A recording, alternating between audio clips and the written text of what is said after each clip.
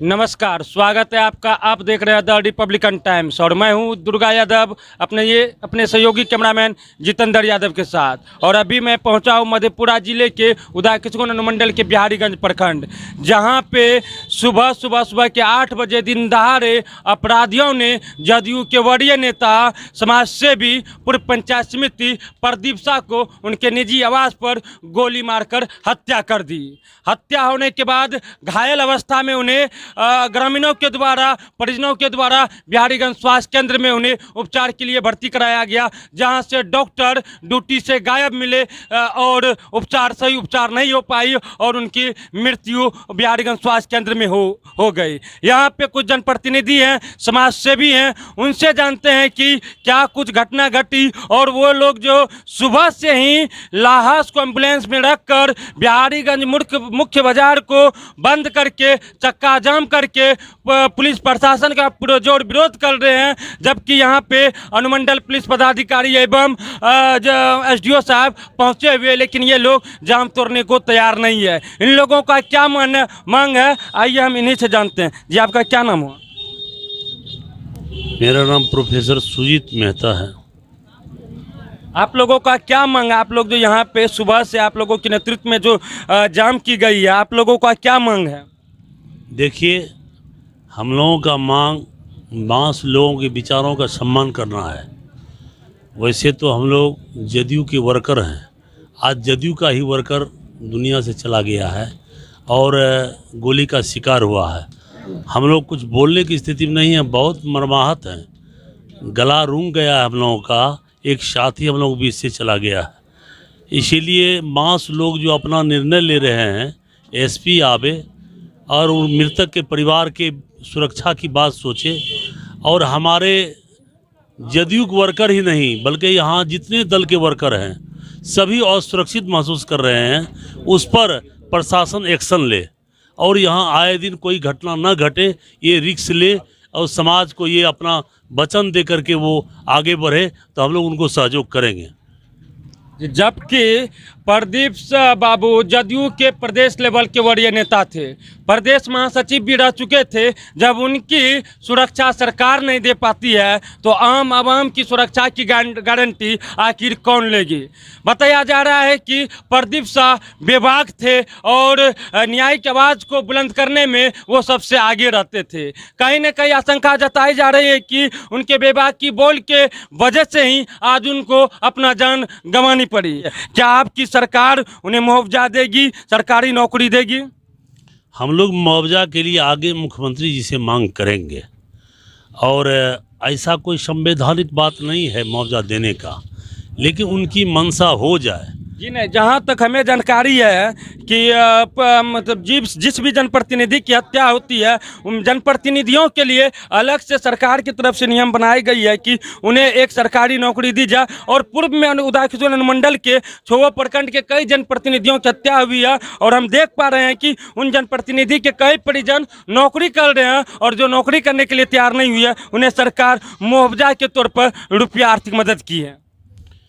इस बात में दम है, लेकिन ऐसा कोई संवैधानिक बात नहीं है कि एक नौकरी या उन्हें कोई अन्य सुविधाएं दी जाए। लेकिन मुख्यमंत्री की क्षेत्राधिकार की बात है, वो कुछ भी कर सकते हैं। ये वर्कर उस लायक था, उनके परिवार को सुरक्षा चाहिए, उनके परिवार में एक नौकरी चाहिए और मृतक परिवार को तत्काल 15-20 लाख रुपया मिले तो उन्हें कुछ शांति मिलेगी। क्या आए दिन उनके बाल बच्चे हैं और लोग हैं, एक भी बाल बच्चा के शादी ब्याह नहीं कर पाए हैं, आज उसका घर अनाथ हो गया है, उन्हें मदद मिलनी चाहिए। हम सारे साथी, जिले भर के साथी निश्चित मुख्यमंत्री से मांग करेंगे, उन्हें उचित मुआवजा मिलनी चाहिए, उनके परिवार को जिससे संतुष्टि मिले। विगत पंचायत चुनाव के बाद अपराधियों ने बिहार के कई जनप्रतिनिधियों को टारगेट किया है और कई जनप्रतिनिधियों को गोली से भून दिया है। बीते दिन ही कुछ ही दिन पहले उदय किशनगंज अनुमंडल मुख्यालय में जब डीएसपी आवास के कुछ ही मीटर की दूरी पर पूर्व मुखिया लाल यादव जी की हत्या अपराधियों ने गोली मारकर कर दी थी, जबकि पुलिस के द्वारा शक्ति दिखाते हुए उस हत्या की उद्भेदन हो चुकी है।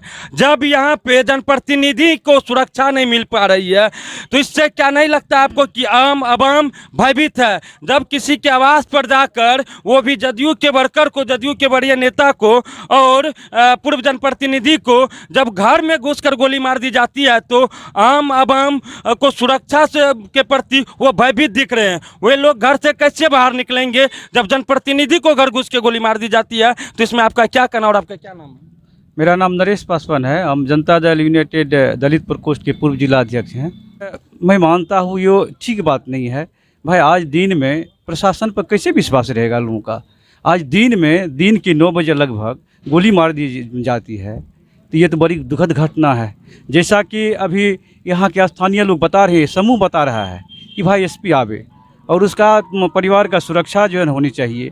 उनका मुआवजा की जहाँ तक मांग है वो तो भाई माननीय मुख्यमंत्री का विशेषाधिकार है, चाहे वो पैसा हो कि नौकरी हो, वो तो विशेषाधिकार है माननीय मुख्यमंत्री। लेकिन कम से कम सुरक्षा मिलना चाहिए उनको।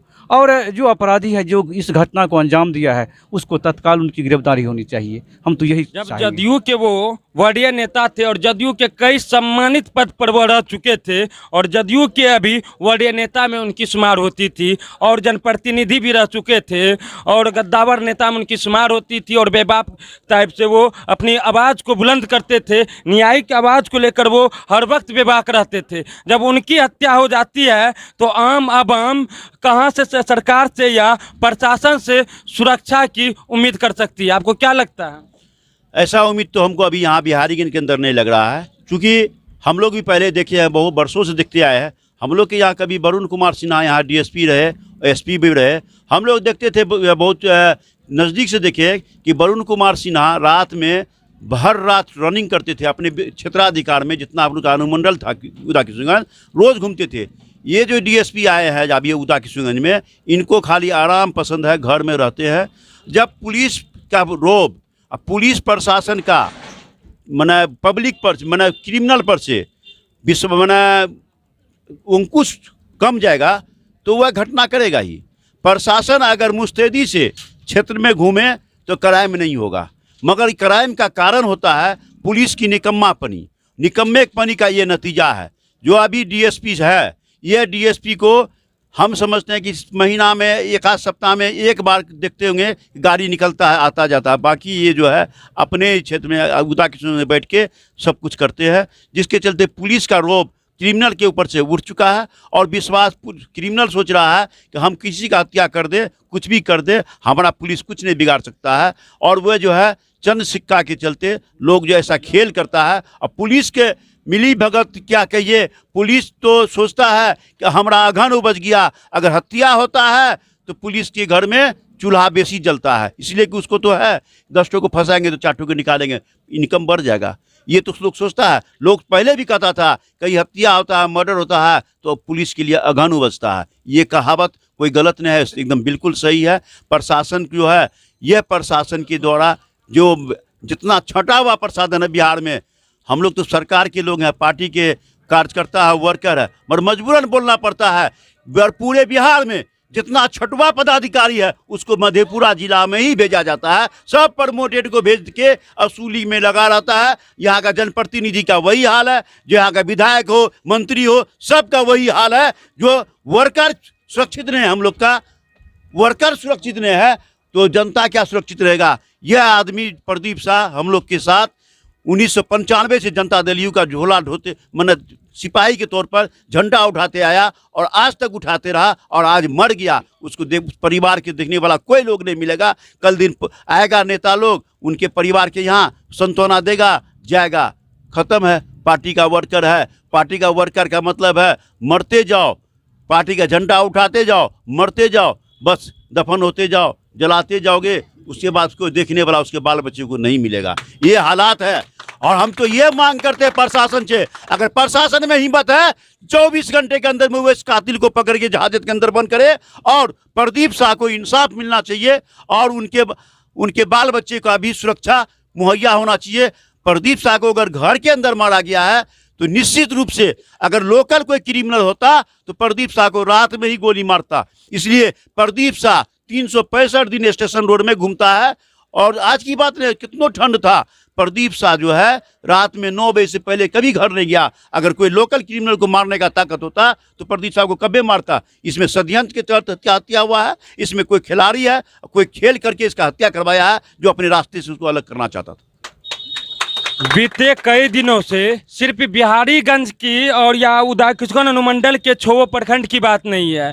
जब से पंचायत चुनाव हुई है तब से बीते दिन कुछ दिनों से बीते कुछ महीनों से पूरे बिहार में अपराधी बेलगाम हो चुके हैं। और सिर्फ उदा किशनगंज अनुमंडल मुख्यालय की बात नहीं है, बीते दिन सोए अवस्था में एक आम नागरिक की मुरलीगंज में भी उनके घर में घुसकर गोली मारकर हत्या कर दी गई। ऐसे मधेपुरा जिले के कई प्रखंड में बीते कई दिनों में कई हत्या हो चुकी है। नीतीश कुमार जी बिहार के मुख्यमंत्री हैं जो अपराध और अपराधियों पर सख्ती की बातें क्या करते हैं। सिर्फ बिहारीगंज उदा किशनगंज मधेपुरा जिला ही नहीं, पूरा बिहार में अपराधी बेखौफ हैं, बेलगाम हैं। उनकी इतनी मनोबल बढ़ चुकी है कि जब से चुनाव हुई है सिर्फ बिहारीगंज किशनगंज या पूरे मधेपुरा जिला ही नहीं, पूरे बिहार के कई जीते हुए जनप्रतिनिधियों को टारगेट करके उनके घर में घुसकर उन्हें गोलियों से छली कर दी गई है। क्या आपकी सरकार ऐसे जनप्रतिनिधि को जो समाज की आवाज़ को बुलंद करते हैं,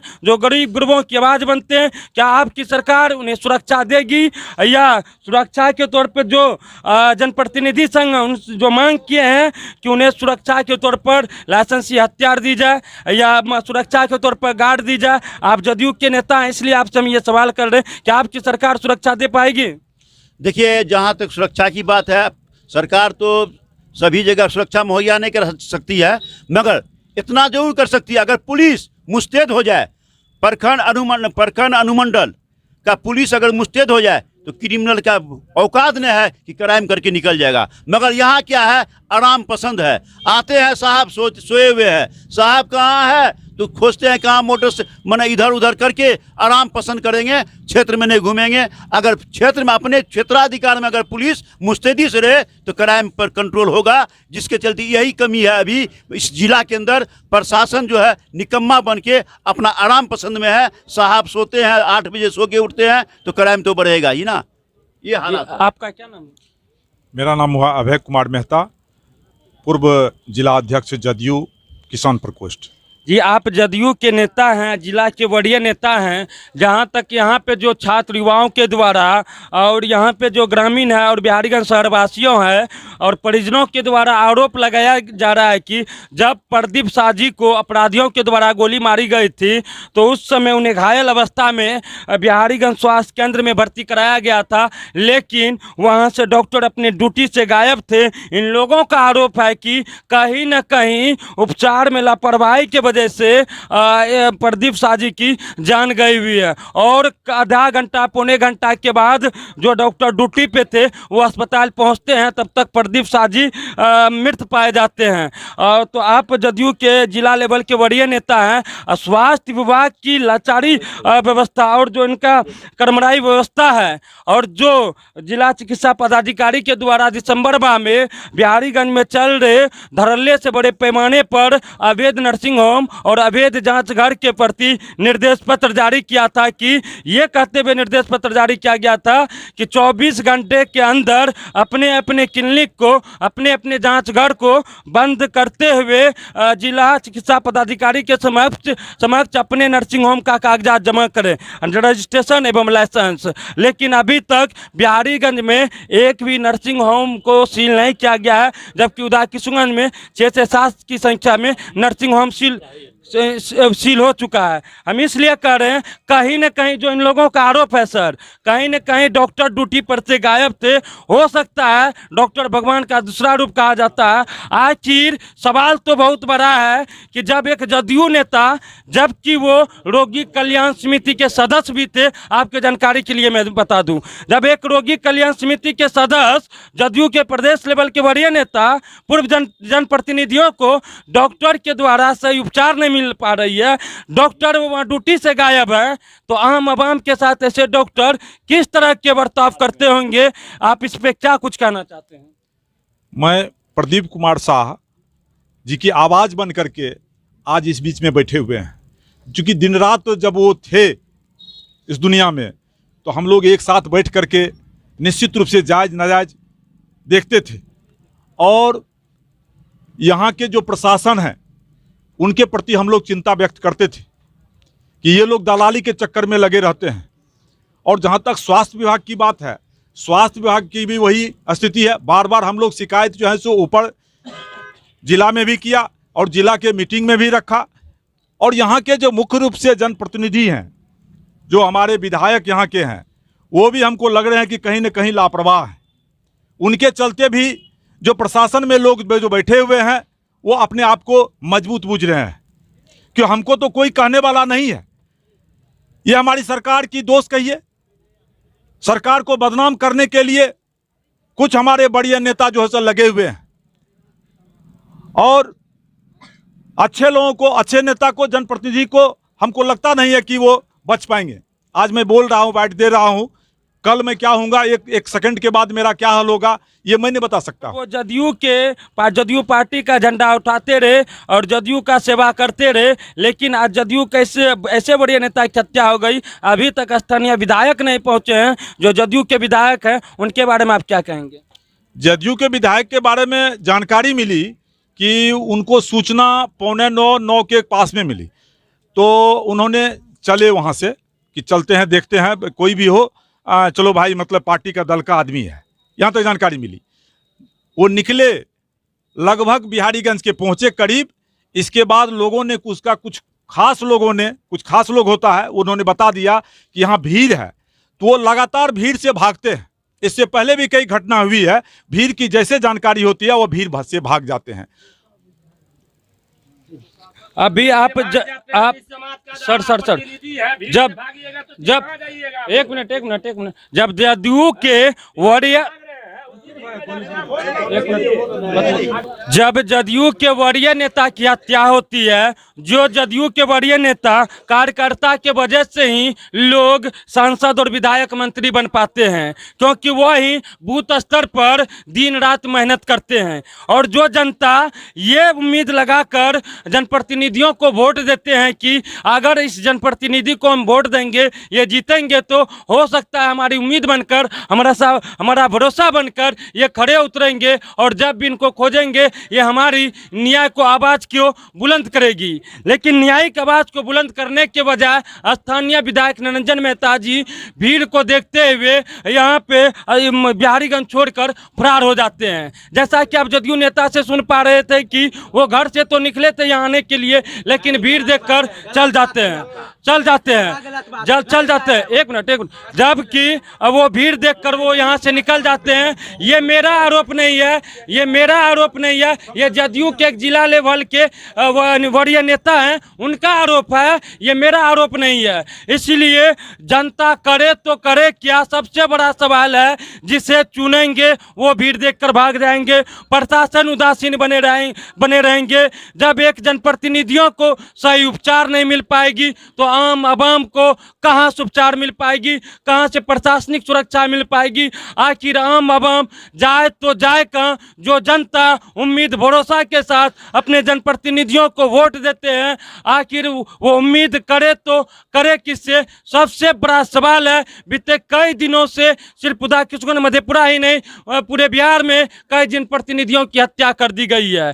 ग्रामीण क्षेत्रों में और शहरी क्षेत्रों में आम आवाम डरे हुए हैं, भयभीत हैं कि जब जनप्रतिनिधियों को गाजर मूली समझकर उन्हें कुचल दी जा रही है तो आम आवाम को सुरक्षा कैसे मिलेगी? बहुत बहुत धन्यवाद।